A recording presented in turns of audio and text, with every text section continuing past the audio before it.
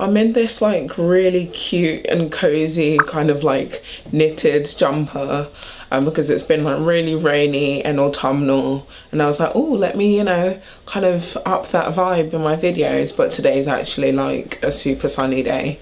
Typical. Anyway, let's get on with the video. Hey guys, so today I'm filming a video all about budgeting at university, how to basically save money, how not to like overspend and basically be broke at uni. I thought obviously I've had 1 year at university. Oh my god, it just suddenly got really bloody sunny.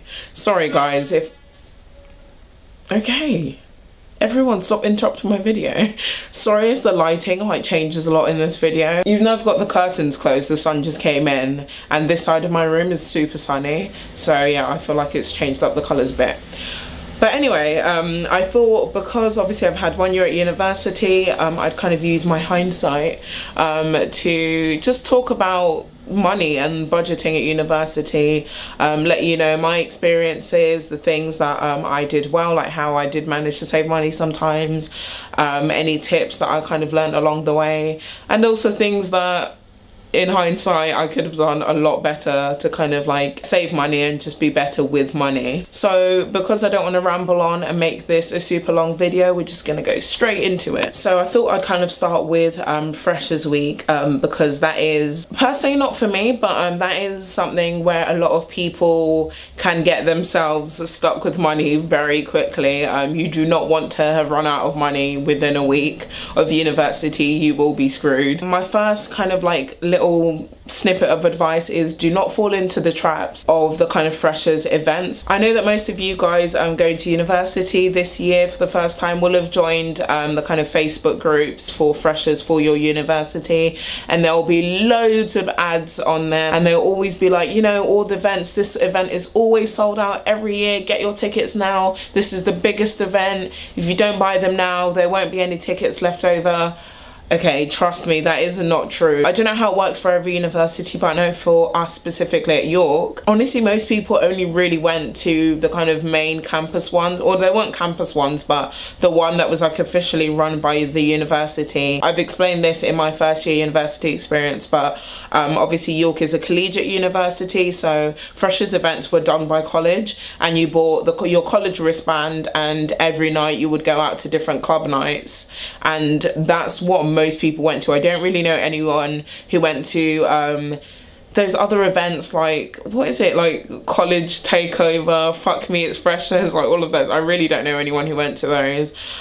So don't listen to those people pushing and saying, you know, it's going to be sold out, this is going to be the biggest event, because it's very, very likely that those tickets will still be available on the day if you are going to go to those events, and it's also very likely that people won't be going to all of those and you will have wasted your money anyway. So budgeting. Budgeting I know isn't for everyone, and in this case I mean actually setting a strict budget that you stick to.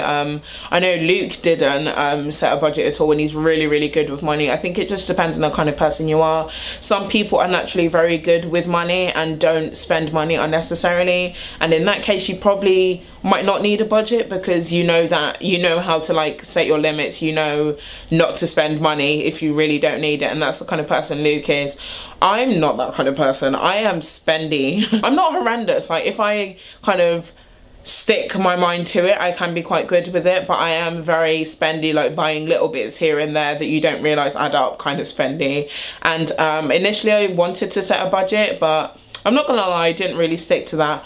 But I do think, like I said, if you're quite a spendy person and you don't realise you're spending as much as you do, setting a budget would be a really good idea. And what I initially planned was, sorry, I've got my notes here, to split any kind of incoming money, so how much student finance you're getting in terms of your maintenance loan, if your parents are supporting you as well, if your parents are giving you money. So whatever incoming money you have, I would suggest kind of splitting that into 3 categories. For some people, maybe saving money at university isn't something you'd think about. You're like, oh, a university's for spending money. University equals being a poor student, but you can still save money at university, honestly. I do think I'm gonna make a proper video on how I managed to like save money for kind of going on holiday, but any money that I managed to go on holiday has been through saving money at university. So if you split it into 3, you could do 1/3 of that as savings. Obviously not,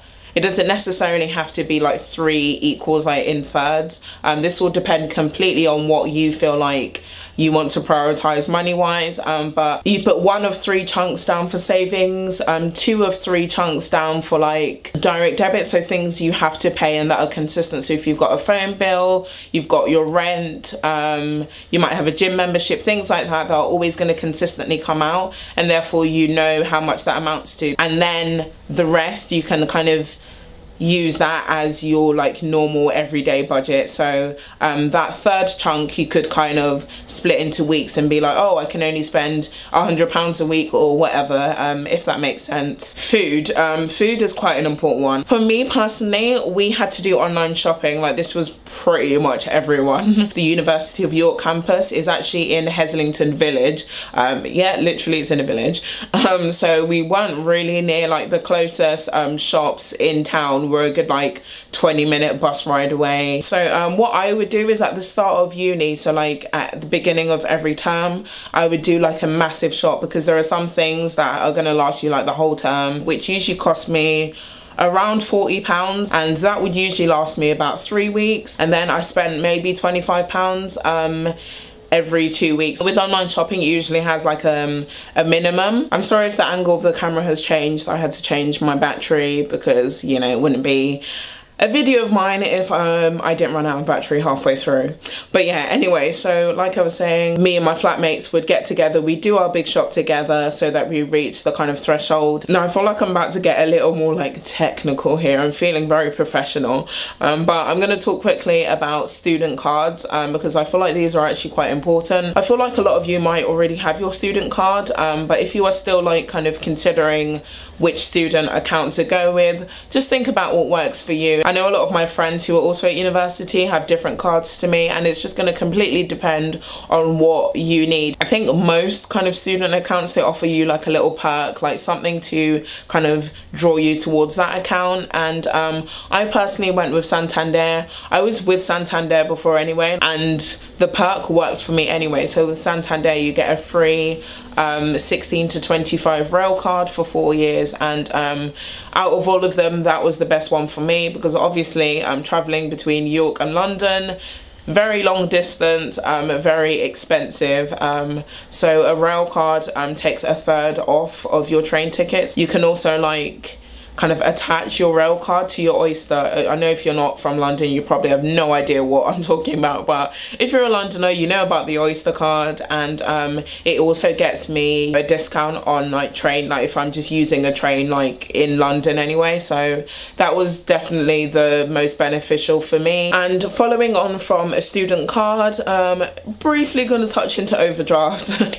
I know, scary, right? I literally did not understand what an overdraft was before university. Overdrafts are something that there is a difference in opinion, I think, in overdraft. Some people will say don't get it, like don't get yourself into debt, it's not worth it, and some people think it's a great idea. I personally am on the side of a great idea. Trust me, I'm one of those people who is scared of debt. Like I have literally like vowed that I'm never gonna get a credit card, I'm never gonna get a loan. I'm just like, I never want to have to owe someone money. But I still think overdrafts are a great idea. Guys, it's free money. It's literally free money. The way I see the overdraft is in between times where you don't have money, you dip a bit into your overdraft. I'm not saying go like, you know, all the way into your overdraft and like finish it, because that's not a good idea either.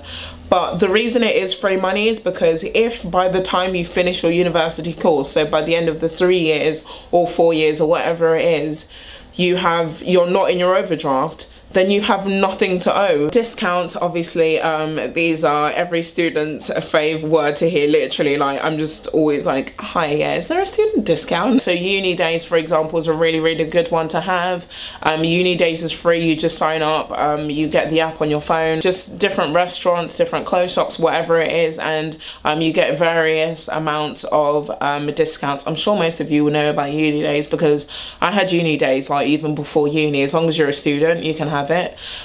So yeah, uni days is good because it's like free as well. There's also obviously the NUS card, which I'm sure most of you heard about. I personally don't actually have a NUS card. I think it gives you other discounts that like uni days doesn't have, but I personally, like, you know, you pay for the NUS card, and I know it's not that expensive, but I've not run into loads of situations where I'm like, oh damn it, if I'd had a NUS card, I could have gotten a discount. So I'm fine without a NUS card personally, just with uni days, but obviously that's also an option. And finally, I just wanted to touch on working as well. I didn't work during university. That was a decision I decided to take, that I didn't want to work during university because I was a bit worried obviously about university being very difficult, and I didn't want to have my focus elsewhere.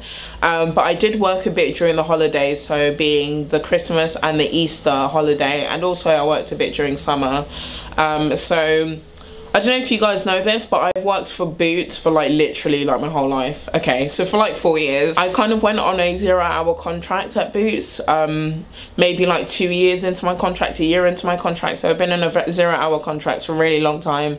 So that just meant I wasn't working all the time. I didn't have like commitments to work. So just during the Easter and the Christmas break, I kind of like hit up Boots and I was like, yo, can I work? I need the dollar. I'm still not sure I want to take on like a proper part-time job at university. I don't know, it's like something that I'm still not sure about, but I feel like I'd love to do dog sitting. You get to like cuddle cute dogs and you get paid for it, like, oh my god. Another tip, work over summer. I'm telling you, it is not a joke.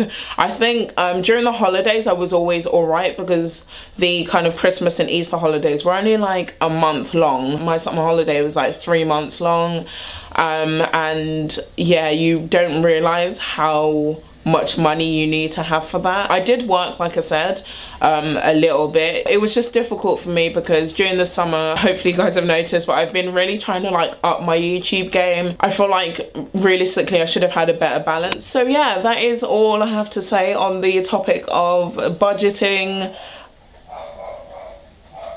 There are some horses going by, so Radley's barking. Why are there horses going by? Guys, there were always horses going by on my road.